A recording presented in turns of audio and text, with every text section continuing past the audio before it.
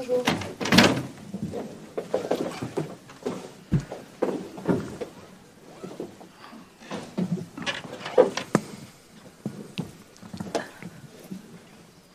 Allez, on va démarrer. Donc, on laisse la parole au président, on pose des questions. Ensuite, à bas mot, on fait la photo. Et ensuite, on restera avec le président, on libérera le joueur. Bonjour à tous. Bienvenue, Vamos. Merci. On est très content de t'avoir. Bienvenue à l'Olympique de Marseille. Dernière recrue du marché, dans les derniers moments, c'était une opération dans laquelle on travaillait dans toute la fin du mercato. Un joueur qui, à dire la vérité, on a beaucoup analysé pendant tout l'été, pendant toute la phase finale de la saison dernière. À dire la vérité, après les matchs qu'il a fait contre nous la saison dernière, on est resté franchement impressionné de sa capacité qu'il avait pour gagner des duels individuels. Et après l'analyse de la phase finale de la saison, aussi l'analyse de tous les matchs qu'il a fait, c'est un défenseur central qu'il est habitué à jouer dans sa défense à 3 défenseurs comme marquateur, mais dans beaucoup de matchs qu'il a joué dans sa défense à 4, on était impressionnés par sa capacité défensive, un dynamisme défensif, sa capacité aussi d'être en ordre avec une ligne défensive, son dynamisme quand il doit défendre la surface, sa capacité de réaction, que c'est important, spécialement que c'est lié à ce qu'on a déjà commenté, un bon dynamisme défensif et surtout une sortie de ballon que c'est plus que correct. Surtout, le niveau de concentration, c'était pas facile de changer dans une défense à 3 défenseurs comme marquateur en ligne à 4. Et on a vu que dans les matchs qu'il a joué avec la défense à 4, son niveau d'attention, de concentration sont des caractéristiques que pour un défenseur que la saison dernière, il a fait seulement qu'en partie. On considère que Vamos est un joueur avec un grand potentiel et on est très content de t'avoir ici. Je te remercie, Président. Pour moi, c'est un honneur de recevoir des éloges de la part du président du club. C'est toujours très flatteur. Donc, je te remercie. Allez, on va démarrer. Qui va commencer? Romain. Bonjour Bamo, bienvenue. On te sent déjà très à l'aise malgré ton jeune âge, c'est bien. À Lorient, tu étais parti pour être titulaire tout le temps, à tous les matchs. Ça risque d'être moins le cas à l'Olympique de Marseille vu la concurrence. Alors on sait qu'on dit souvent qu'un jeune a besoin de jouer, donc dis-moi ce qui a fait pencher la balance et quel est le projet qu'on t'a présenté. Est-ce qu'il y a une place dans la hiérarchie, un nombre de matchs? Voilà, qu'est-ce que tu peux nous en dire? Alors déjà, je suis content d'être ici, de parler avec vous. Et par rapport à la hiérarchie, par rapport à ma position, comment j'arrive, il y a une hiérarchie qui était déjà établie avant que j'arrive. Vous le savez, vous et moi, il y a des joueurs très expérimentés dans le vestiaire, surtout au poste de défenseur. Moi aujourd'hui, j'apprends déjà auprès de ces mecs-là. Et puis voilà, je vais aider l'équipe, je vais continuer à travailler, je vais aider l'équipe comme je peux. Au bout d'un moment, j'aurai ma carte à jouer et je pense que c'est à ce moment-là que je vais apporter à l'équipe.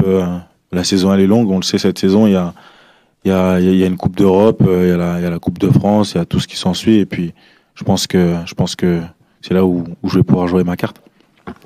Jean-Claude. Bonjour. À Lorient, tu étais avec Laurent Berger. J'imagine que tu lui as posé quelques questions sur le club, sur la ville. Qu'est-ce qu'il t'a dit et est-ce que tu as demandé l'avis d'autres personnes dans le milieu du foot?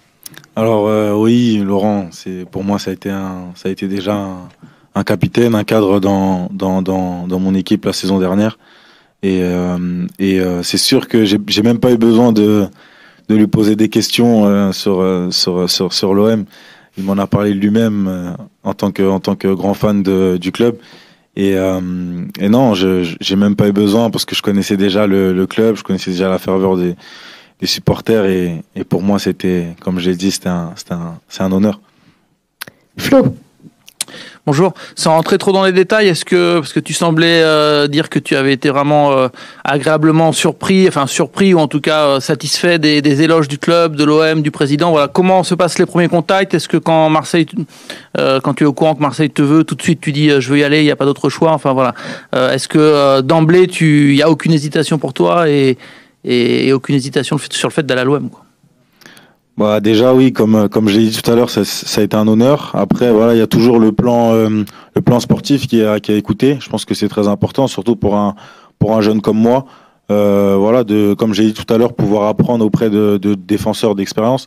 Pour moi, c'est un point très important. Et puis le groupe, pour avoir joué contre l'année dernière, c'est un très bon groupe, même s'il a été un peu modifié. Mais voilà, j'ai joué contre, j'ai vu la puissance de l'effectif et puis ça inspire. Bruno. Bonjour, bienvenue. Je voulais juste Merci. vous poser une question sur votre poste préférentiel. Voilà, des fois il y a des défenseurs qui sont polyvalents. Est-ce que vous en faites partie? Est-ce que vous pouvez jouer à droite, à gauche, je ne sais pas, uniquement dans l'axe, s'il vous plaît, voilà. Alors moi, j'ai été formé déjà en tant que milieu défensif. Donc voilà, j'ai joué toutes mes classes de U15 à U19 jusqu'en réserve au Stade Lavallois en tant que milieu défensif. Et il y a eu une opportunité derrière de pouvoir jouer en tant que défenseur dans une défense à 3. Et donc je l'ai saisi, j'ai joué et puis depuis ça a pas bougé. Donc moi j'ai peut-être cette capacité à pouvoir jouer les deux postes, mais j'ai vraiment appris le poste de défenseur une fois être arrivé au FC Lorient et voilà, c'est pas plus mal. Arrière gauche, non, j'ai déjà joué sur des séances, sur des matchs en interne, mais j'ai déjà joué arrière droit, j'ai déjà joué défenseur central droit et comme j'ai dit tout à l'heure, j'étais souvent dans cette posture-là où quand on a besoin de moi, on fait appel à moi et il faut qu'à ce moment-là, je sois bon. Constant. Bonjour Bamo, bienvenue. Bonjour. T'es hyper à l'aise, t'as l'air d'avoir un caractère Non, bien vous me dur. mettez à l'aise, vous me mettez à l'aise. Et bah justement, Le est-ce que tu président, il m'a peux mis à nous l'aise. dire un peu ce qui fait que t'es très jeune, donc ce qui fait que t'es aussi à l'aise que ça. On en a vu d'autres qui étaient un peu moins à l'aise que toi. Bah, déjà, comme j'ai dit, le président il m'a mis à l'aise et vous aussi, donc non, mais et puis voilà, je sais que le club c'est un club familial. J'arrive dans de bonnes conditions et pour moi c'est important et voilà, j'arrive à l'aise et je vais continuer à bosser. Karim. Bonjour Bamo, bienvenue, désolé pour l'arrivée en retard. Je voulais juste un peu que tu nous parles de ce parcours un peu atypique, parce que avant d'arriver dans le milieu professionnel, t'as connu quand même des choses bien différentes. Tu as joué ton premier match de Ligue 1, me semble-t-il, en janvier 2023. Donc voilà, c'est une ascension hyper rapide. On va pas parler de conte de fées, mais c'est quand même quelque chose de beau, quoi. Oui, c'est beau. Après, je pense que quand on y met ce qu'il faut au quotidien, je pense que il y a pas de. Moi, à chaque fois, on m'a répété la recette pour réussir, c'est le travail, le sérieux. Et puis, je pense que je m'en suis inspiré. J'ai regardé ce qui se faisait de mieux. Je pense à mon poste. Et puis j'ai essayé de faire pareil. Et oui, parcours atypique qui est souvent souligné. Pour moi, c'est ma force. Je m'en sers aujourd'hui pour tout ce que je fais au quotidien, que ce soit dans le foot ou en dehors du foot. Voilà, c'est sûr qu'en n'ayant pas fait de centre de formation et en ayant joué dans des clubs de région parisienne avant d'arriver là où j'en suis aujourd'hui, c'est sûr que c'est très bien. Et puis je pense que faut pas se fixer de limites. Romain. Dans le cadre de ton transfert, il y a un autre jeune qui a fait le chemin inverse, c'est Isaac Touré. Est-ce qu'à un moment donné, ça t'a mis la puce à l'oreille? C'est-à-dire, tu t'es dit, il y avait un jeune défenseur comme moi, il n'a pas eu forcément l'espace pour s'exprimer à Marseille, ça prouve que c'est compliqué? Ou pas du tout, tu t'es dit, son histoire, c'est la sienne, moi, c'est totalement différent? Ouais, je pense que je me suis dit ça. Parce que la saison dernière, je vais prendre pour exemple la saison dernière, j'étais dans une hiérarchie où j'étais 7e de la hiérarchie à Lorient, et puis au final j'ai fini par faire 18 matchs et 18 bons matchs. Donc voilà, je pense que chacun a son histoire. Je souhaite le meilleur et je pense que j'aurai la mienne ici à l'OM. Constant. Non, pardon. Bruno, excuse-moi. Je voulais vous poser une question par rapport à la sélection. Si je ne dis pas de bêtises, vous n'avez jamais été appelé chez Léa en Côte d'Ivoire. Hein.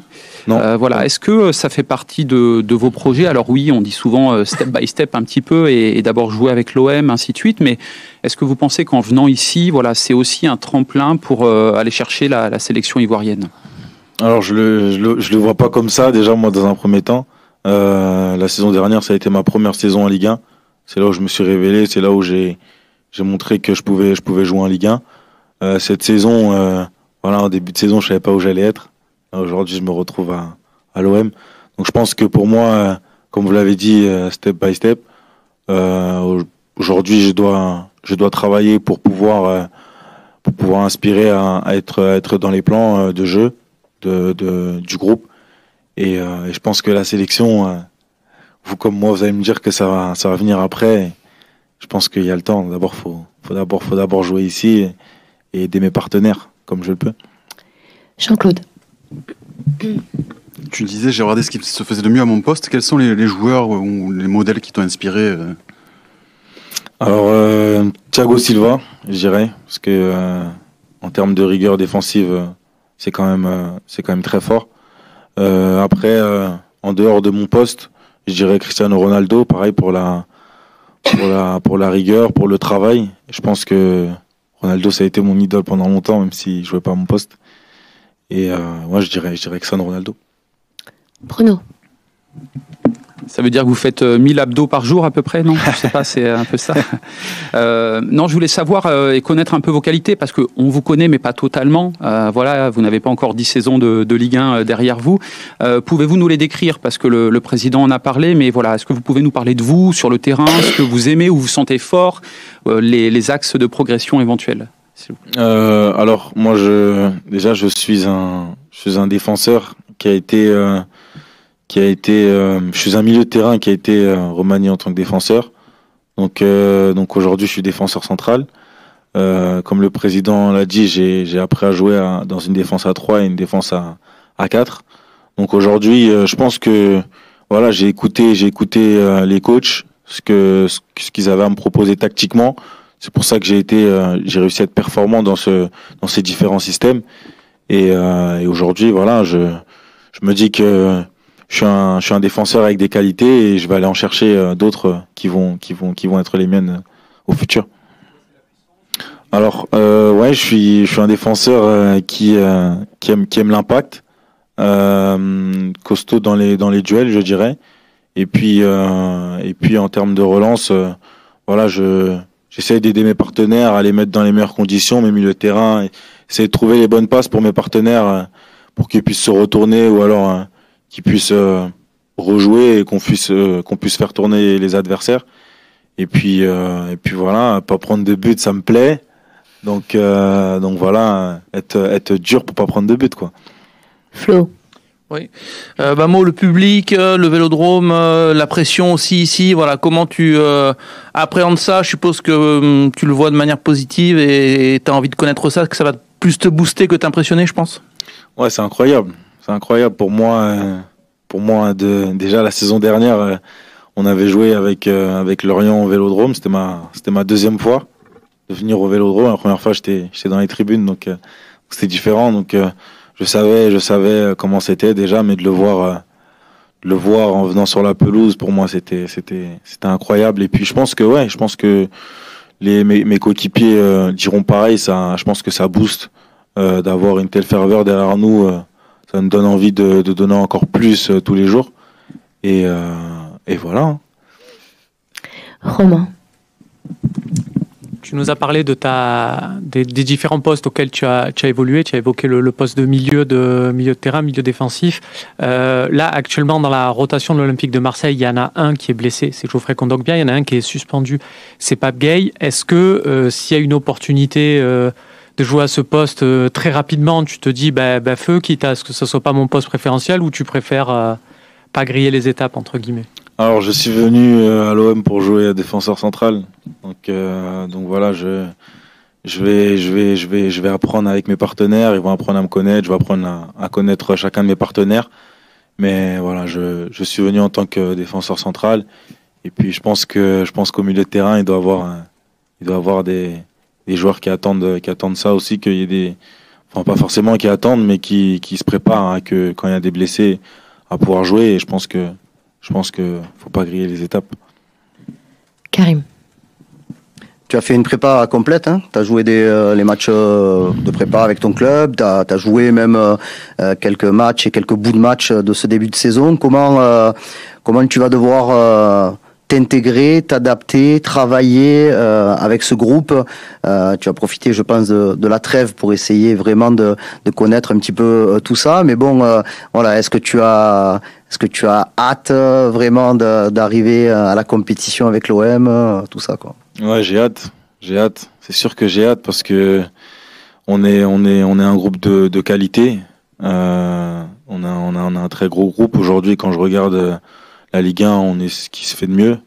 Donc voilà, j'ai hâte d'apprendre à connaître mes partenaires, que ce soit dans le jeu ou humainement. Donc ouais, j'ai hâte. D'autres questions? Alors, on va passer à la photo. Merci.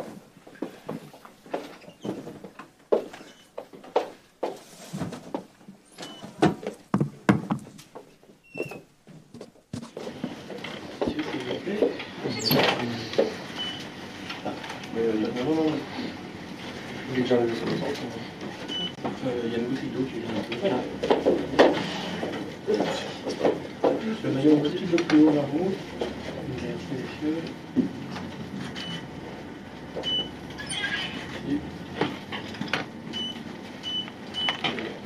Les photographes, on va laisser. Oui, photo téléphone, s'il vous plaît. Pas de souci. Merci. Assis. Photo, Flo. Oui, assis. Au fond, s'il vous plaît. Merci. C'est bon, monsieur? Monsieur Bon.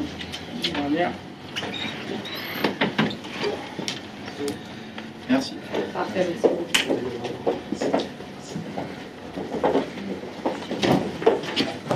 Merci.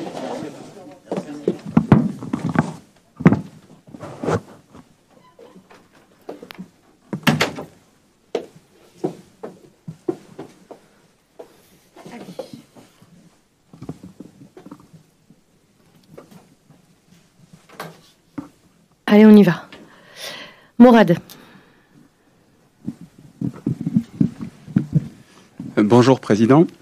Alors, on a énormément de questions à vous poser. Il y a eu beaucoup de changements à l'OM, comme vous pouvez vous en douter. Il y a beaucoup de supporters qui nous parlent, qui ont plein de questions. Il y a une phrase qui revient beaucoup, que vous avez prononcée au moment du départ d'Igor Tudor. On me dit « Ah oui, mais tu sais, faut que tu lui dises qu'il avait dit qu'on allait avoir un jeu offensif rock'n'roll ».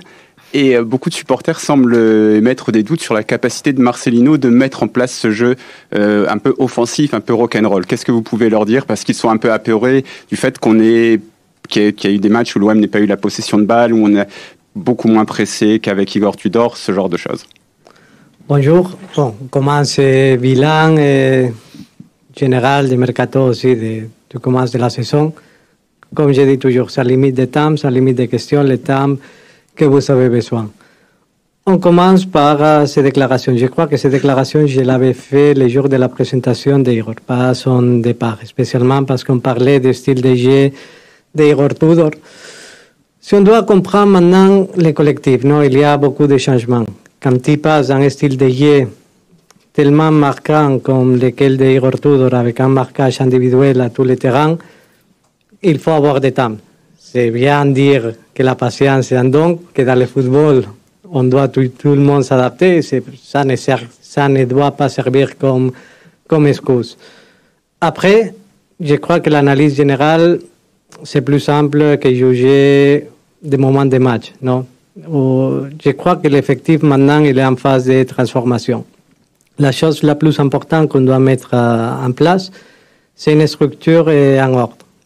Qu'on considère que ça, c'est la première chose que Marcelino il a comme des qualités. C'est un coach qui, toujours, dans toutes les équipes où il est passé, il a donné beaucoup d'ordre et beaucoup de structure en effectif. C'est plus difficile quand il passe dans un marquage individuel et ça prend plus de temps parfois. Plus de temps qu'on aurait aimé, spécialement parce qu'on considère naturellement que c'est cet été, non, avec cette élimination dans la Coupe 3 de Ligue des Champions, c'est une coupe dure. C'est aussi vrai qu'on a passé de différents moments positifs pendant les matchs, mais on doit considérer que maintenant l'effectif encore il est loin de ce qu'on doit proposer, spécialement parce qu'on a beaucoup de comportements encore individuels. On doit chercher depuis aujourd'hui que déjà le groupe s'est fermé, on a du temps de travailler, on doit enchaîner des matchs, de donner de continuité à des bons moments de match qu'on a vécu. On prend l'exemple du dernier match, non, que c'est un match que c'est plutôt, on va dire, décevant et qu'on n'était pas à la hauteur. On a fait 12 premières minutes que je considère qu'on a donné un bon niveau. On doit travailler sur ça pour donner continuité. Ça, c'est l'Olympique de Marseille qu'on veut voir. Pas l'Olympique de Marseille spéculatif qu'on a été après ces moments pendant les matchs. Mais c'est en question, pour moi, qu'on doit renforcer les concepts collectifs de l'équipe.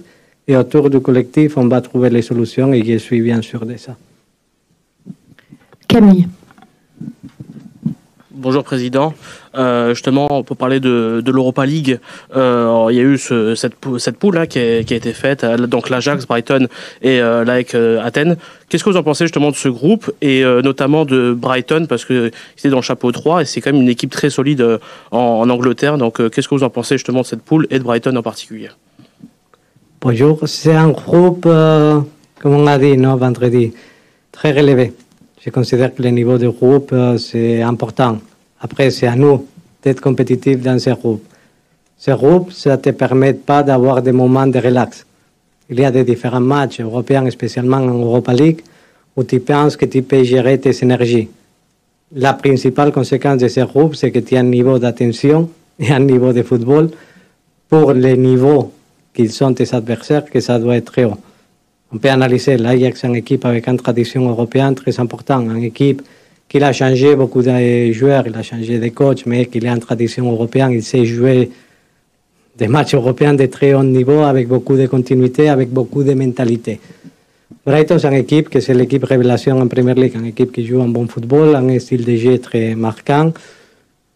C'est une équipe qui fait un bon football et c'est une équipe très dure. Naturellement, dans un chapeau 3, si on peut considérer tout le monde qui ont été au tirage au sort, l'équipe la plus difficile peut-être de Brighton.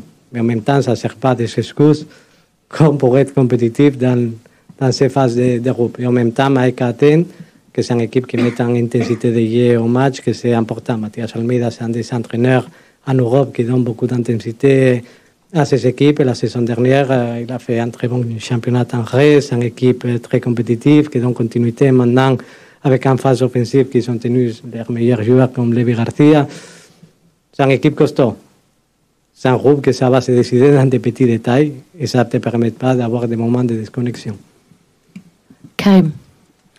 Pablo, bonjour. J'ai deux questions. La première, on parle du bilan du mercato.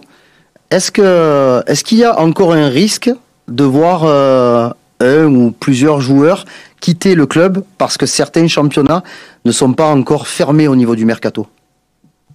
Bonjour, dans ce moment, non. On ferme absolument la porte. On n'a pas la nécessité de vendre pour faire les finances ou pour nécessité économique du club. Ce n'est pas le cas aujourd'hui. C'est pour ça que la porte est complètement fermée face aux autres mercatos. Ça, c'est l'avantage ici en France de ne pas avoir des clauses libératoires aux différents joueurs. Et à dire la vérité sur ça, je suis taxatif. Il n'y a aucune possibilité de voir partir aujourd'hui nos joueurs. Deuxième question. Et ma deuxième question, elle concerne Pape Gueye, qui a écopé donc d'une suspension de 4 mois qu'on devrait retrouver, je pense, au début du mois de décembre. On sait qu'il est en fin de contrat à la fin de la saison. Est-ce que des discussions sont en cours? Est-ce qu'il est question d'une prolongation possible pour l'international sénégalais? On a commencé à discuter pendant l'été avec son agent dans l'éventuelle prolongation des contrats. Je crois que tous les partis on est alignés. Spécialement, on est très content de comment Pape il est revenu de son prêt à Séville. Dans les entraînements, c'est franchement un joueur qui nous donne des satisfactions, qui nous donne des niveaux, avec une très bonne mentalité, je tiens à dire, très bonne mentalité. Après ces prêts, que c'était, je crois, nécessaire aussi pour lui, pour s'agrandir, et c'est un prêt que je considère positif. On souhaite prolonger les contrats de Pape. C'est une situation particulière, non? J'ai toujours dit, j'aime pas avoir les joueurs en fin de contrat. Je comprends sa situation, que c'est une situation très particulière, surtout pour ses sanctions, ce qu'il a vécu, parce que c'est pas facile à niveau émotionnel aussi pour lui, savoir que dans un moment à l'autre, la sanction va tomber à niveau psychologique, c'est pas facile. Mais on est en conversation avec son agent et on est très content. Et pour nous, ça va être important le retour des pas parce que c'est un joueur que je considère que cette saison, il va être important. Romain. Bonjour Président. Lors des premières conversations de construction d'effectifs qu'on a eues avec vous, vous nous avez dit l'objectif c'est d'avoir 20 joueurs de champ, plus les jeunes. Là, cette année, on est à 20 joueurs de champ si on inclut Pape Gueye, si on inclut aussi deux jeunes qui ont fait leur place, Soglo et Muguet. Mais là-dedans, où est-ce qu'on met Unai? Est-ce qu'on le met milieu central? Est-ce qu'on le met en concurrence à gauche? Est-ce qu'on le met en soutien de l'attaquant? Quelle est vraiment sa situation dans la construction de l'effectif? Je tiens à dire 21 parce qu'il faut rajouter Bilal Nadir. Dans les papiers et dans les joueurs qu'on considère dans la dynamique quotidienne de l'effectif. Sur la question d'Unai, ça c'est plutôt une question à poser au coach sur l'utilisation dans le quotidien. Ce qu'il a à Sedin, pour nous, c'est une capacité à jouer dans des différentes positions. C'est un milieu de terrain à 3, que je considère que par des moments, la construction de cet effectif, ça fait aussi pour avoir ces possibilités, donner au coach la possibilité de pouvoir jouer à 3, que c'était une des questions qu'il a dit pendant sa première conférence de presse. Il a la possibilité aussi de pouvoir jouer dans tous les deux côtés, à 3 et à gauche. Il a la possibilité aussi de pouvoir jouer avec un pur 4-2-3-1. C'est un joueur polyvalent qui va nous donner beaucoup de solutions. C'est un joueur qu'on considère qu'il a le niveau. Je crois qu'on a tous vu pendant la Coupe du Monde, pendant ce qu'il a fait en Gers, pendant la participation qu'il a eu la saison dernière avec nous. C'est un joueur avec lequel on a beaucoup d'espoir. Il faut tout le monde se mettre au travail, il faut tout le monde se gagner la place dans le quotidien. Après, le coach prend ses décisions dans le quotidien. Bruno? Bonjour Pablo, je rajoute juste une petite question sur Unai là pour poursuivre. Vous n'avez jamais reçu d'offre pour Unai ou vous les avez refusées? Dans toute la transparence, je crois que cet exercice est important pour bien donner la transparence du club. On a reçu seulement une offre de prêt pour Sedin, une offre qu'on a refusée après 5 minutes parce qu'on souhaite donner continuité. On croit beaucoup dans le potentiel et la capacité qu'a Sedin pour s'imposer dans l'effectif. Et puis ça fait 2 ans et demi que vous êtes là et il y a eu beaucoup d'éloges de la part des supporters. On fait confiance à Pablo, on fait confiance à Pablo. Beaucoup, on l'entend encore aujourd'hui. Ce que l'on entend aussi sont un peu des critiques qui montent sur le fait d'avoir lâché des joueurs et laissé partir des joueurs comme Payet, comme Guendouzi, comme Alexis qui n'est pas revenu. Les supporters disent ce sont aussi des joueurs que l'on apprécie. Comprenez-vous ces critiques et que pouvez-vous répondre à ça, s'il vous plaît? On est tous soumis à des critiques. Et ça, c'est normal. Et ça, c'est le monde du football. L'éloge, c'est positif. La critique, ça te fait agrandir. Et toujours, il faut analyser. Je suis plus dans l'analyse que de chercher me laisser pour la dernière émotion, non? C'est important de comprendre que toutes les décisions qu'on prend, on les prend pour le bien du collectif. Je crois que pendant tout le temps, depuis que je suis ici, avec tous mes collaborateurs, on prend des décisions qui sont plutôt collectives et pas individuelles. Je n'aime pas prendre des décisions individuelles dans un sport que c'est tellement collectif et que ça va vers la tendance d'avoir un sport très collectif. Toutes les décisions qui sont prises, on les considère, ça peut être une décision positive, négative, seulement le temps va nous dire la vérité. Ce qu'on fait, c'est prendre toutes les décisions dans le quotidien en cherchant d'améliorer l'effectif actuel et avec une vision très collective. Constant? Bonjour Président. Pour continuer un petit peu sur le sujet des critiques, il faut en parler de temps en temps quand même. Vous aviez parlé de renouvellement d'effectifs à 50% d'année en année. Certains disent 30, vous aviez dit 50. Est-ce que dans une année où il y a des des échéances très tôt, comme le tour préliminaire par exemple. Est-ce que avec le recul, vous vous dites on a peut-être changé trop de choses et trop vite? Avec le recul, jamais j'ai de regrets sur les décisions qu'on prend.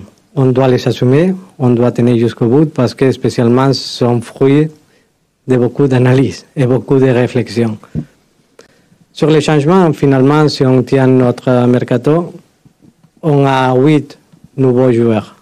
C'est moins de 50% de l'effectif. C'est la vérité qu'on a mis des joueurs qui viennent du centre de formation, un total de 3 qui vont compléter. Je crois que c'était nécessaire aussi pour la dynamique du club et la santé du club, aussi pour le niveau qui sont les joueurs, que ça c'est important. Mais c'est surtout donner continuité. Je crois que dans le moment qu'il y a un changement d'entraîneur, il doit tout le monde s'adapter à une nouvelle mentalité, à un nouvel changement et surtout de rentrer dans une vision très collective qui va d'accord à tous les mécanismes. En équipe de football ou en effectif, c'est pas fait pour l'accumulation d'individualités. Je crois que c'est fait pour la complémentarité des individualités qu'il y a. C'est pour ça que quand il y a un changement de coach, c'est nécessaire de changer parfois les profils des joueurs pour chercher de s'adapter à la mentalité collective, mais surtout qu'ils se font de nouvelles associations collectives entre les différentes individualités. Pour nous, c'est important. Après, beaucoup de changements ou non, parler a posteriori, c'est toujours plus facile. Ce qu'on considère, c'est qu'on a amélioré ou on a cherché de travailler pour améliorer toujours l'effectif. Nico ? Bonjour. 2 questions, s'il vous plaît. La première, pour prolonger la première de cette conférence de presse, là, sur le jeu de votre équipe, vous l'avez vous-même expliqué que vous n'étiez pas encore satisfait, mais que c'était normal au sens où voilà, il manquait du temps. Est-ce que vous, en tant que président, vous vous êtes fixé, on va dire, un moment ou une date où vous espérez que cette équipe puisse donner le meilleur d'elle-même? C'est une amélioration dans le quotidien, je crois. Je crois qu'on a le temps maintenant, sans des distractions externes, à travailler. Spécialement parce que je considère que le mercato, c'est une condition externe, que ça disturbe beaucoup le travail quotidien de tout l'effectif. Je crois qu'on doit commencer dès maintenant à chercher d'améliorer ce que ça ne fonctionne pas. Naturellement, on est autocritique, on est exigeant, il n'y a pas d'excuses. On a tous vu les matchs qu'on a fait à Nantes, que pendant une bonne partie de ces matchs, on n'était pas à la hauteur. C'était un match qu'on a beaucoup de choses à améliorer. Je considère que depuis aujourd'hui, on va travailler tout le monde très dur. Nous, comme dirigeants, pour chercher de bien donner la direction et la vision, les staffs techniques dans le travail sur le terrain, dans le quotidien. Je crois que tout le monde, on doit être dans la même direction, spécialement parce qu'on est dans l'analyse, mais aussi, je crois, beaucoup. Et je suis confiant et je suis très positif sur le potentiel qu'a cet effectif, qu'a cet staff, spécialement parce qu'on considère que l'avenir, selon ma opinion, je considère que ça va être positif, spécialement parce qu'on avait besoin d'autres des structures. Je crois qu'on a un effectif qui a incrémenté la qualité, on a mis de la vitesse, on a mis de l'intensité. Il faut que toutes les choses qu'on a mis ensemble, ça prend forme, ça prend le travail quotidien du staff pour chercher d'améliorer. Mais je suis confiant. Et la deuxième, s'il vous plaît, sur l'impact de votre non-qualification en Ligue des Champions. Déjà, vous, à combien vous estimez le manque à gagner? Est-ce que ça a changé quelque chose dans votre mercato et est-ce que ça fragilise ou pas économiquement le club? À dire la vérité, après le mercato qu'on a fait, la situation financière du club, c'est stable, c'est tranquille. Il n'y a pas un gros impact financier après tout l'équilibre qu'on a mis à fin de mercato pour chercher de bien finir la saison. Pour ça qu'il n'y a aucune inquiétude de ce côté. La perte de qualification en Ligue des Champions, oui, il y a une perte économique qu'on peut estimer vers, on va dire, 10-12 millions d'euros. 10-12 millions d'euros, mais c'est aussi vrai qu'il y a un impact aussi parce que les salaires des joueurs, les bonus qu'on a payés dans les transferts, les primes collectifs qu'il y a à l'intérieur, ça minimise l'impact de non-qualification. Ça, c'est un exercice que depuis les premiers jours qu'on met comme équipe dirigeante, on a cherché pour ne pas mettre en danger le club. Qu'est-ce que ça change la voie finale du mercato? Naturellement, avec une qualification en Ligue des Champions, on pourrait peut-être améliorer un peu plus l'effectif, mais il faut être toujours responsable. Ce qu'on a dit au commencement du mercato, on voulait prendre des risques. Je crois qu'on les a pris à niveau financier. Après, on a balancé la capacité avec la vente des joueurs, l'impact négatif de ces qualifications, mais maintenant on est dans une bonne voie économique pour faire cette saison. Flo? Oui. Pablo, maintenant que le mercato est terminé, que vous avez votre effectif et que vous voyez aussi un peu les forces en présence en Ligue 1, vos adversaires, quel est votre objectif en championnat? Est-ce que vous vous contentez de dire uniquement que c'est le podium et la qualif en Ligue des Champions? Et question aussi concernant les coupes, vous aviez très mal vécu, on peut le comprendre, l'élimination en quart de finale de Coupe de France. Marcelino est un entraîneur qui, en général, a une culture quand même de la coupe assez importante. Il aime les jouer à fond. Est-ce que vous voulez gagner un titre cette saison? Est-ce que pour vous c'est primordial d'avoir cet objectif pour vos supporters? Notre objectif, et c'est le devoir qu'on a face à nos supporters, c'est d'arriver en fond dans toutes les compétitions qu'on doit jouer. Ça, c'est la chose importante, et chercher d'être ultra compétitif pour arriver à notre maximum dans chacune des compétitions qu'on joue. À niveau des championnats, le niveau qu'on se fixe toujours, c'est ces qualifications en Ligue des Champions, mais surtout avec ambition, que le dit, match après match. C'est un effectif qui s'est construit pour chercher d'accumuler beaucoup de matchs et chercher d'être compétitif et avoir ambition à court terme dans la compétition. À niveau européen, première chose, chercher de dépasser la phase de groupe. C'est en phase de groupe que ça va être compétitif, on a déjà parlé, avec beaucoup de petits détails qui vont marquer la qualification finale avant décembre. Et après, dans la coupe, c'est important pour nous, c'est une compétition que c'est très important pour les clubs, c'est très important pour nos supporters. On sait qu'on doit chercher d'arriver jusqu'au fond et on doit chercher d'être très compétitif. Après, il y a tellement de détails dans le football. Ce que j'ai promis, c'est d'avoir un effectif compétitif et de chercher avec une mentalité gagnante, avec une mentalité collective, en cherchant d'être chaque jour plus compétitif, de chercher d'arriver en fond, parce que c'est ça que nos supporters ils méritent.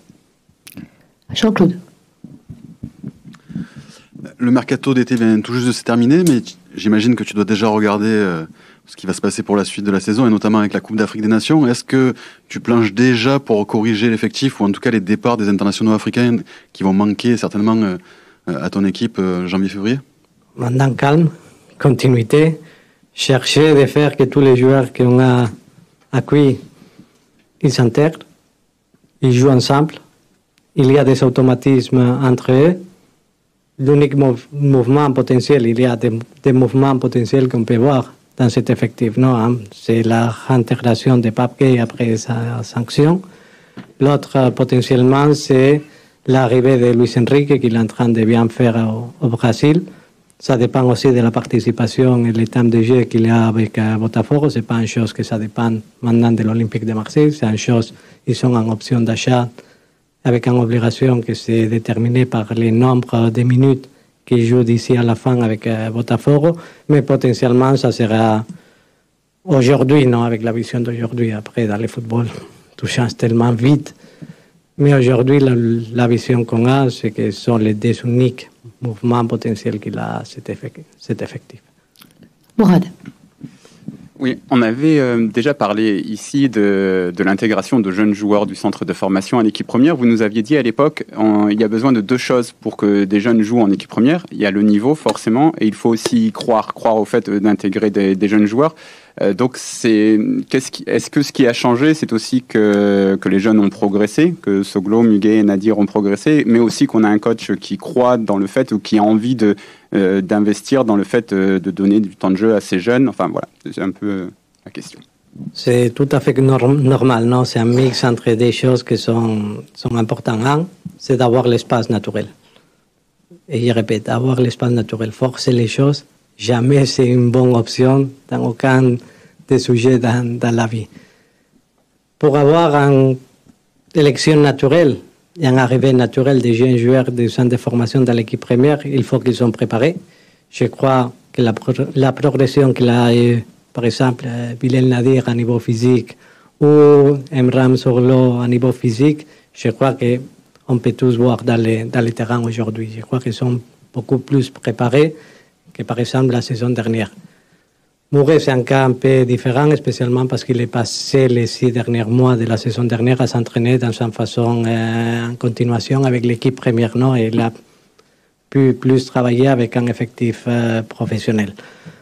Et c'est aussi vrai que l'espace qu'il donne et la confiance qu'il donne à un staff comme lequel de Marcelino à tous les jeunes, qu'il est habitué à travailler comme ça à Valence, il a été habitué à travailler comme ça à Villarreal et surtout à l'Athletic de Bilbao, c'est quelque chose d'important pour donner cet espace et cette succession naturelle. Et on est très content de pouvoir compter maintenant avec 3 joueurs qui viennent du centre de formation. C'est vrai qu'ils viennent aussi du scouting, mais on considère que sont joueurs formés, qu'ils ont du temps d'entraînement dans les centres de formation. Et ça parle bien de l'évolution qu'on a eu pendant les dernières saisons, mais aussi sur le travail fait la saison dernière. Camille.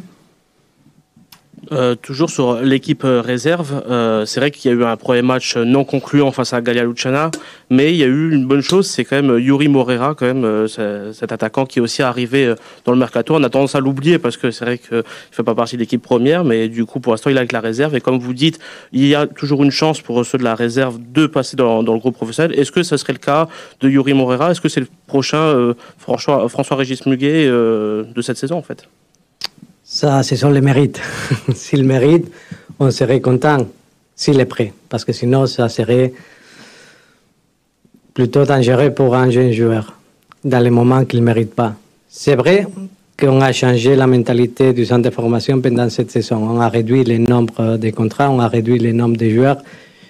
Je crois qu'on a cherché des potentiels de deuxième équipe en les donnant un contexte plus professionnel. Par exemple, il y a des travaux maintenant ici au centre sportif dans lesquels on veut donner un terrain de pelouse naturelle pour donner la possibilité à l'équipe de s'entraîner là-bas. On cherche la possibilité de jouer dans un vrai stade. Nos matchs de deuxième équipe, on veut potentier les deuxième équipes. C'est ça l'optique aussi du recrutement des joueurs comme Yuri Moreira, non? Qu'on voulait augmenter les niveaux. Il y a des différentes positions où il y a des joueurs qu'on a recrutés. Par exemple, défenseur central, c'est l'optique d'Henri Riniac aussi, de chercher d'augmenter son niveau. Il y a beaucoup de jeunes joueurs de 18 ans avec l'équipe de moins de 19 ans, avec l'équipe de moins de 17 ans, que la saison dernière, c'était champion de France. Je crois qu'on doit donner la vision pas seulement comme deuxième équipe, sinon on doit considérer aussi ces équipes de moins de 19 et les deuxième équipes comme un groupe homogène dans lequel je suis sûr, je ne parle pas à court terme, mais à moyen terme et long terme, on a maintenant une bonne mentalité et je crois qu'on a de bons potentiels là-bas. Karim. Pablo, 2 nouvelles questions. Pour parler des jeunes encore, j'ai une petite interrogation sur Simon. Il a signé pro il y a quelques saisons. Il a joué quelques matchs de préparation, surtout au niveau de l'époque Mandanda. Il est toujours à l'OM. Pourquoi il n'est pas prêté pour aller prendre un peu de temps de jeu ailleurs, pour avoir un petit peu plus de responsabilité? Parce que vous avez choisi de faire signer Ruben Blanco comme deuxième gardien, donc ça laisse un peu moins de place pour vos jeunes gardiens. Où il en est au niveau de sa situation à l'Olympique de Marseille et de sa progression, selon vous? Il y a des questions sur la situation de Simon. Non, prêter un joueur en fin de contrat, c'est jamais une bonne solution. Face au mercato, il faut avoir la première chose, ce type de vision.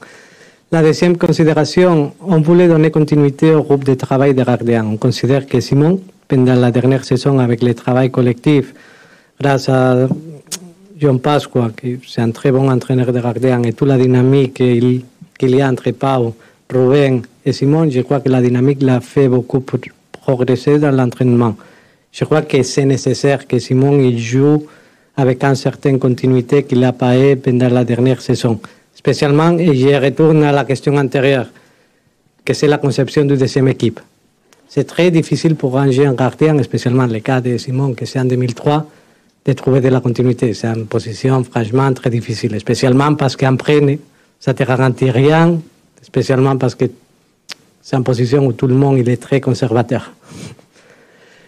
Mais ici, c'est vrai qu'on a créé ce type de dynamique. On a créé cette dynamique aussi avec une deuxième équipe, avec des matchs plus compétitifs, dans un stade, dans un contexte différent, spécialement pour éviter des situations dans le passé qu'un joueur il peut rester stable dans sa progression. Je crois que la situation de Simon, c'est une question qu'on a beaucoup analysée à l'interne et avec les consensus, spécialement avec le staff des gardiens.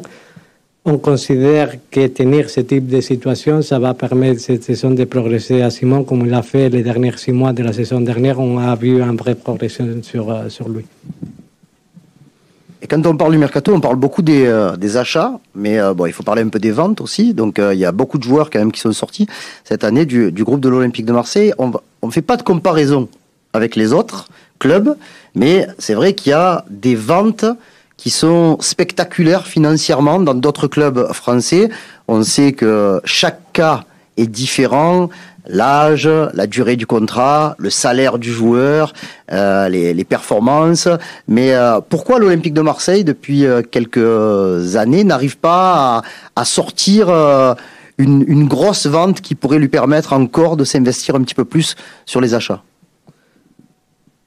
Si on parle d'une grosse vente, je peux comprendre, mais c'est aussi vrai de mettre en clair la situation. Pendant les 2 dernières saisons, on peut dire les 4 dernières fenêtres du marché, on a vendu plus de 100 millions d'euros. Et ça, c'est une chose qu'il faut le dire, spécialement parce que ce type de vente, ça permet aussi l'amélioration du club et ça permet surtout la stabilité économique du projet. On a augmenté beaucoup les recettes avec des sponsors, avec le stade, et merci encore à tout le monde de venir au stade, que ça c'est quelque chose que ça nous rend très fiers. On a augmenté beaucoup les recettes du club. Et c'était nécessaire aussi de se transformer dans un club qui est capable de vendre. Après, c'est vrai qu'il n'y a pas encore un grand vente. Mais pour ça qu'on construit aussi un effectif dans lequel, dans les différentes positions, on cherche de faire un mix entre l'expérience et des joueurs dans un niveau, surtout le nombre de matchs, et des joueurs qui sont en capacité d'amélioration à l'avenir. On vient de présenter Bamo Meite. Et ça tient à avoir une stratégie, spécialement parce qu'on a Samuel Giraud et Chancel Mbemba, 4-13, 4-14, qui sont les joueurs qui doivent te donner de la stabilité. On a Léo Valerdi, qui c'est un valeur marchand, spécialement un joueur 4-19, qui n'était pas dans la dernière, mais dans la convocatoire de l'Argentine pendant le mois de juin, que c'est un joueur qui est appétible dans le mercato. Notre option, c'était de faire un jeune défenseur central pour augmenter le niveau de valeur de l'effectif. Je crois que c'est clé à l'Olympique de Marseille de faire ce mix entre des joueurs qui sont jeunes et des joueurs qui te donnent un niveau stable dans la performance. Je crois que dans les différentes positions dans le terrain, on peut voir aussi cette évolution. Je ne sais pas, il prend les positions offensives. Si on considère Correa comme un deuxième attaquant ou un joueur à gauche ou Amin Harit, 4-14, 4-17, mais aussi on a Vitinha et Liman Ndiaye qui sont 2000, et on a Aubameyang que c'est 4-29, que ça te donne une stabilité dans l'âge. Je crois que ça c'est quelque chose de recherché. Je crois que c'est un mécanisme de la création de valeur. Après, c'est compliqué de jouer à l'Olympique de Marseille, que ça, normalement, sur les grandes bandes, des joueurs autour de 20 ans, sauf des joueurs qui vont directement au top club. Romain. Vous venez de parler des raisons du recrutement de Bamo Meite. J'aimerais un peu creuser, non pas que ce soit pas un super coup à faire, mais dans le même temps, il y a Isaac Touré qui avait été recruté dans ces critères-là aussi, d'être un jeune qui peut à terme être la fameuse grosse vente, et au final, il s'en va sans même avoir eu vraiment sa chance avec le maillot de l'OM. Donc pourquoi avoir fait ce deal? Est-ce qu'il fallait absolument renforcer défensivement? Est-ce que c'était une bonne affaire financière? Voilà, quelles sont les motivations de ce chassé-croisé? C'est une motivation plutôt sportive, spécialement parce qu'on croit beaucoup dans le potentiel qu'il a Bamo Meite, spécialement pour sa mentalité, sa volonté d'améliorer. J'étais surpris depuis la première conversation, tout le monde m'avait parlé d'un joueur très mature. J'étais surpris, je crois que vous aussi, dans la conférence de presse antérieure, dans la première conversation, Wow. J'étais surpris de sa maturité et de comment il voit la profession des joueurs de football. Ce qu'on a fait avec Isaac Touré, c'est un joueur qu'il y a une marge de progression, je crois que est très important. Mais c'est aussi vrai que pour les caractéristiques qu'il y a et pour la façon qu'il a d'affronter la profession, je ne le dis pas avec un component négatif, attention, il est un joueur qui a besoin tout le temps de jouer. Spécialement parce que le regarder dans les entraînements, il voulait toujours un peu plus, un peu plus, un peu plus. Il y a des mentalités qui sont différentes. Isaac Touré, c'est un joueur qui a besoin de jouer pour progresser. Et on a pensé que l'option de Lorient et en tenant un pourcentage sur la future des joueurs, c'était une bonne opération, spécialement avec une optique sportive, que l'optique sportive, c'était la chose la plus importante, qu'on croit beaucoup dans le potentiel et de ce que Bamo Meïté il peut nous donner aujourd'hui. Bruno. Deux questions rapidement également pour en revenir à celle c'était Karim là sur les ventes. Voilà, on a vraiment l'impression, et vous êtes un spécialiste du mercato et vous avez également recruté dans d'autres clubs, que quand c'est l'OM, les clubs veulent acheter beaucoup moins cher, et quand c'est l'OM et que vous voulez acheter, les prix montent. Est-ce que vous l'avez remarqué aussi? Est-ce que c'est problématique voilà, dans le recrutement, dans le fait de négocier avec les autres clubs? Ça se passe dans tous les clubs. La première chose que je vais voir quand je vends un joueur, c'était le budget du club. À combien ils ont acheté les joueurs, à combien ils achètent les joueurs. C'est normal. Je crois que c'est une question qu'on fait et qu'on souffre tout le monde, non? Tu recrutes en fonction de ton budget. Et tout le monde, il sait plus ou moins combien tu as dépensé. Parce que dans les mercato, on se connaît tout le monde. Quand tu vends, c'est la même chose. Tu sais plus ou moins la quantité qu'il a chacun des clubs européens à dépenser. Je crois que c'est un effet du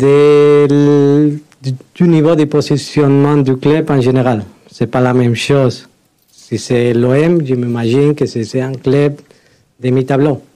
Mais ça fait partie du jeu, comme j'ai fait dans les moments que je dois vendre des joueurs. Et la deuxième question, c'est sur, Pablo, le développement du club, parce que un petit peu avant votre arrivée, depuis votre arrivée, on sent que l'OM progresse sportivement. On l'a déjà dit, il y a une 4e participation européenne. Là, ça faisait 12 ans que ce n'était pas arrivé. Il y a un développement économique. Quelle est la prochaine étape? Voilà. Est-ce qu'elle doit être aussi sportive? Est-ce qu'elle est aussi dans le développement du club? Vous avez parlé tout à l'heure du Vélodrome qui est plein à chaque match. Quelle est la prochaine étape pour que l'OM grandisse encore? C'est tout lié, non? Je crois que les résultats sportifs doit être le moteur fondamental du club. Sans résultat sportif, on n'est rien. Ça, c'est le football. C'est dire une autre chose, c'est se mentir. Spécialement parce qu'on dépend tous du résultat sportif. Si tu as une équipe qui gagne des matchs, qui joue bien, qui donne du plaisir, tu vas avoir beaucoup plus de recettes. Il y a un deuxième élément que c'est important, que ça va être le prochain cercle des droits de télévision. Ça, c'est quelque chose que c'est le grand défi du football français.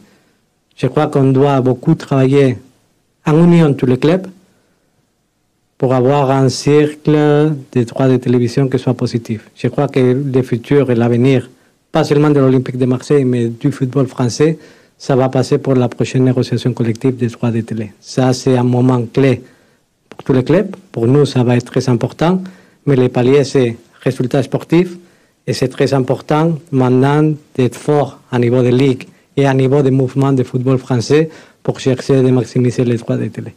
Est-ce que vous croyez à ce moment-là aux milliards d'euros souhaités par le président de la Ligue, là, M. Labrune, en tant que président de club, qui est membre du CA? Si je ne croyais pas, je ne serais pas dans le conseil d'administration de la Ligue et je ne supporterais pas le projet que, entre tous les clubs, on a entamé ensemble. Pour nous, c'est très important d'y croire. Je crois que la valeur télévisive du championnat de France, c'est du milliard. Oui, parce que le niveau de spectacle, c'est supérieur. Je crois que dans ce moment, regarder des matchs du championnat de France, ça donne du plaisir. C'est un championnat fort. De plus en plus, en Europe, c'est part du championnat de France. Je crois que pourquoi pas. Je crois qu'on doit travailler tout le monde dans cette direction. Constant.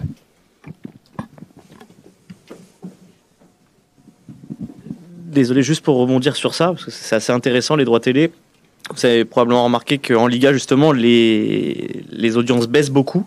Alors, c'est dû, entre autres, au prix, à la qualité du spectacle. Mais aujourd'hui, en France, quel serait le moteur, en fait, de cette ligue? Est-ce que ça va être un nouvel arrivant sur les droits télé, notamment DAZN, par exemple, ou comment vous voyez ça? Parce que, justement, c'est compliqué de vendre plus cher un produit qui, a priori, est moins fort sans les stars parisiennes qui sont parties cet été. C'est une bonne conversation des droits de télé. Mais maintenant, les niveaux des droits de télé sont basés sur trois aspects qui sont fondamentaux. La qualité du produit, mais la qualité des produits sont les matchs, mais aussi tous les contenus qu'on consomme pendant la semaine. Les droits de télé, ce n'est pas seulement produire des matchs et regarder des matchs, c'est toute l'histoire qu'on doit construire du football français, que je crois que, et je l'ai dit depuis toujours, on a un grand travail à faire là-bas. Parce que je crois qu'on doit construire l'histoire du football français pendant la semaine. On doit raconter une histoire que ça te donne de l'envie d'arriver au week-end et regarder les matchs. Les matchs doivent être le summum de tout ce que tu as raconté pendant la semaine et c'est une responsabilité de tous nous de bien raconter cette histoire du football français. La deuxième, c'est le nombre de diffuseurs qui sont en compétition pour avoir les droits. Ça, c'est comme vendre des joueurs. Si tu as un club, si tu as un joueur qui seulement il évolue pour un club, ta capacité de négociation se réduit. S'il y a 3 clubs, des prix augmentent. Et aussi sur les retours sur l'investissement qu'il y a pour les différents diffuseurs. Parce que dans ce moment que c'est nécessaire de faire des investissements, je crois que la consolidation des produits pendant la durée, c'est très important pour créer de la valeur. Mourad? Oui, j'aimerais revenir avec vous sur le manque à gagner par la non-qualification en Ligue des Champions. Vous nous avez parlé de 10-12 millions. Donc logiquement, on sait que par rapport aux dotations de l'UEFA, il y a beaucoup plus de différence que 10-12 millions entre une participation en Ligue des Champions et en Europa League. Donc est-ce que vous pouvez nous expliquer un peu comment vous avez réussi à résorber ce manque à gagner? Donc il y a 15 millions d'euros quelque part là. Est-ce que c'est uniquement par rapport à des salaires qui étaient différents si l'OM participait à la Ligue des Champions, à des options sur des transferts, et est-ce qu'il y a encore d'autres peut-être paramètres qu'on n'a pas pris en compte? Prime collectif, salaire, bonus individuel dans les contrats des joueurs. On a un système qui met tous les différents scénarios. Ton salaire en Europa League, ton salaire en Ligue des Champions, on a un système de primes, 50, tous les joueurs laissés à mémoire, salaire 50% des minutes plus qualification en Ligue des Champions. Il y a beaucoup de bonus liés à la participation en Ligue des Champions dans les différents transferts. On veut que l'argent de la Ligue des Champions, ça nous finance de construire quelque chose de progressif. Il y a aussi des autres aspects qui sont pris en considération. Par exemple, on parle de prize money. Gagner un match de Ligue des Champions, on les doit tenir aussi en considération. Quand on fait les budgets, on considère toujours que c'est un extra de gagner des matchs européens. Okay? Un match européen en Ligue des Champions, gagner un match européen en Ligue des Champions sont 2,8 millions, plus ou moins. Et gagner un match d'Europa League, c'est 0,8, plus ou moins. On ne tient pas en considération parce que ça, on les considère comme une amélioration progressive pendant la saison du budget. Ce qu'on a sur le budget, c'est surtout la participation, mais pas le développement pendant les différentes compétitions. Karim. Tout à l'heure, vous avez parlé des objectifs du club, donc essayer d'être le meilleur possible dans les coupes, le championnat, la Ligue des Champions. Vous avez parlé de la ferveur des supporters qui fait aussi que ça remplit aussi les caisses du club. Là, il va y avoir une campagne européenne qui va sans doute être excitante à domicile avec les matchs contre l'Ajax, Brighton et l'AEK. Sur les 2 dernières saisons, je sais le président passionné que vous pouvez être. Il y a eu quand même beaucoup de difficultés à domicile en termes de résultats. Est-ce que comment, même si on va dire que la partie sportive c'est Marcelino, mais est-ce que ça a été aussi au centre de vos discussions avec le coach de trouver une formule pour gagner des matchs comme vous l'avez fait contre Reims et contre Brest en ce début de saison? Et Panathinaikos malgré l'élimination. Malgré l'élimination. C'est nécessaire.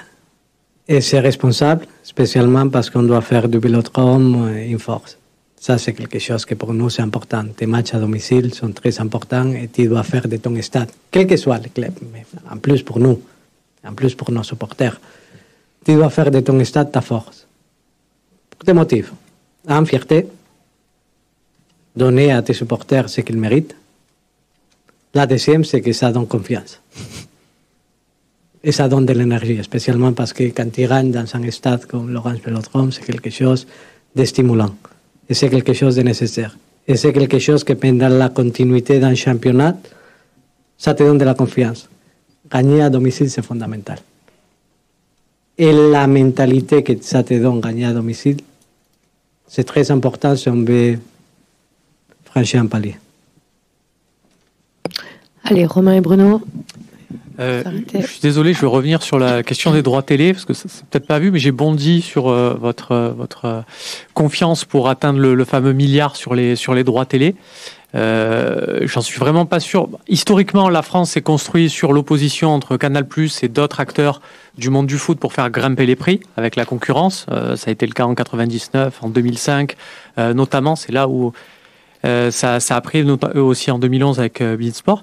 Là, aujourd'hui, Canal+ entend se retirer. Donc, économiquement, j'ai du mal à voir comment ça pourrait grimper. Ça pourrait être avec les droits télé à l'extérieur, à l'international. Mais là aussi, c'est historiquement très faible en Ligue 1. Vous êtes espagnol. Alors bon, vous avez regardé tous les matchs tout le temps, mais j'imagine que vos amis d'enfance, ils regardaient pas la Ligue 1. Il n'y a pas de vos amis espagnols qui vous ont appelé pour parler du Nice-Lyon, par exemple, de dimanche dernier.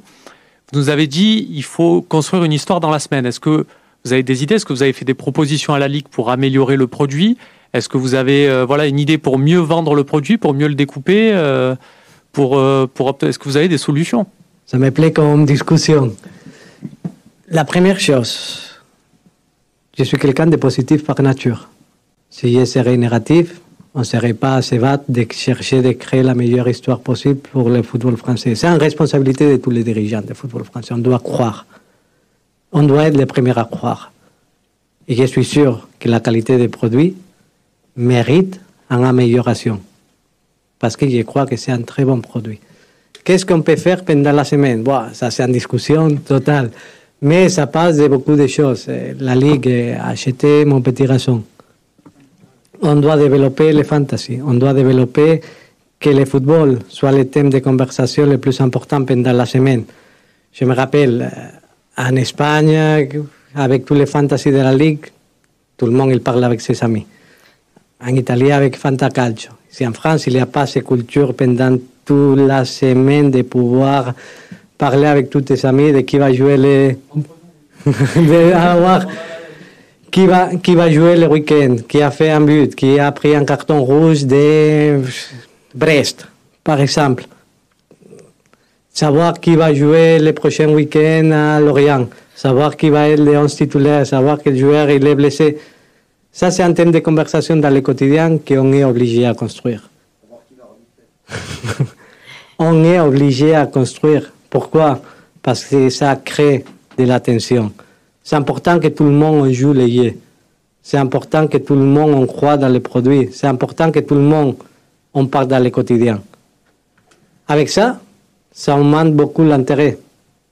Et à niveau national, à niveau international, et surtout aussi que tous les clubs, on joue les jeux du contenu. On joue les jeux de qu'est-ce qu'on va produire pendant la semaine. Je vais mettre un exemple. Quand on prend les produits qu'on commercialise à l'extérieur pour présenter la semaine de compétition, la Ligue, elle fait un produit super, la Bundesliga, la Premier League, ils font des produits de présentation que franchement, il y a une audience. Je l'ai regardé dans le passé.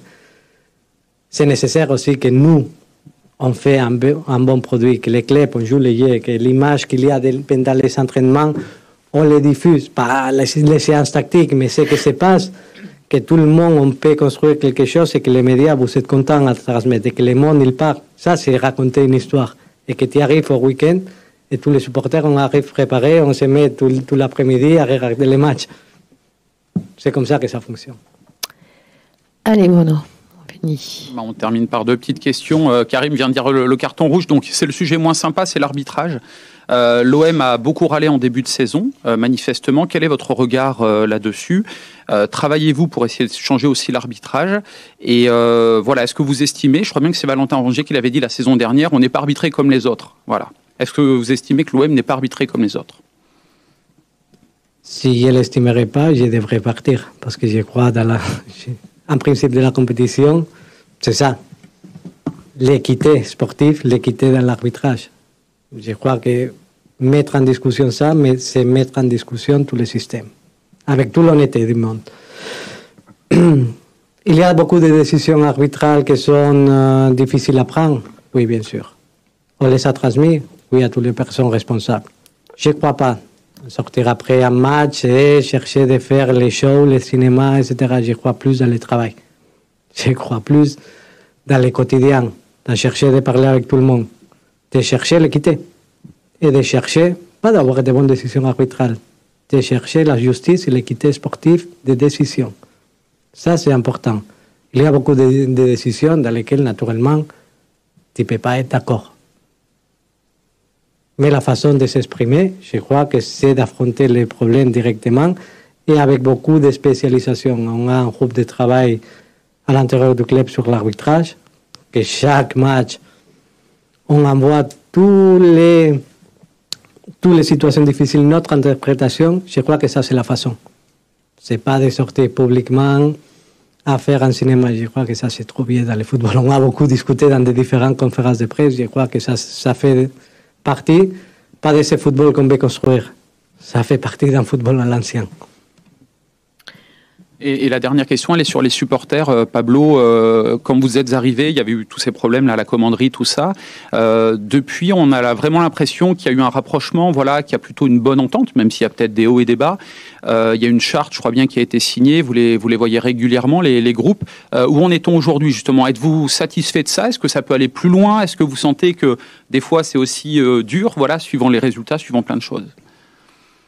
C'est normal qu'un supporter n'est pas content si son équipe ne gagne pas, ou si son équipe ne lui donne pas de plaisir. Ça, c'est la règle numéro 1 comme dirigeant que tu dois assumer. Et spécialement quand on fait du football pour donner du plaisir à nos supporters. Ça, c'est la clé. La relation qu'on a maintenant avec nos groupes de supporters, je la considère très bonne. Il y a des rencontres, il y a une convention signée, il y a des rencontres qui sont régulières, même avec le staff au commencement de la saison et avec les joueurs, même pour analyser, même pour expliquer les décisions qu'on prend. Parce que je considère que c'est très important que tout le monde il sache pourquoi on prend des décisions. Parce qu'il y a des décisions qui pas forcément sont populaires. Mais on les prend toujours en bonne foi et la chose la plus importante, c'est de bien expliquer et avec toute l'honnêteté du monde, de chercher, de se regarder dans les yeux et dire la logique. Après, c'est comme toujours, c'est un jeu, c'est le football. Parfois, ce sont de bonnes décisions, parfois, ce ne sont pas de bonnes décisions, mais on cherche la naturalité dans les échanges. Ce week-end à Nantes, un supporter a donc été agressé. Est-ce qu'on pourrait avoir votre réaction sur ce qui s'est passé ? J'ai appris la nouvelle samedi, après le match. Dans ce moment, on s'est mis en contact avec la famille. Moi, personnellement, et mes équipes sont restés en contact avec eux. Et on les a donné notre soutien. C'est inadmissible ce qui se passe, spécialement parce que je suis contre toute la fois de violence dans le football. Et je crois que la société actuelle, le niveau de violence qu'on voit lié au sport a augmenté et ça n'a pas de la place. Et on donne tous nos soutiens et aussi, naturellement, une invitation dans l'avenir de pouvoir venir avec nous et de vivre une journée spéciale que ça passe toute la mauvaise situation que s'est enchaînée là-bas à Nantes, mais c'est complètement inadmissible. Merci beaucoup. Merci.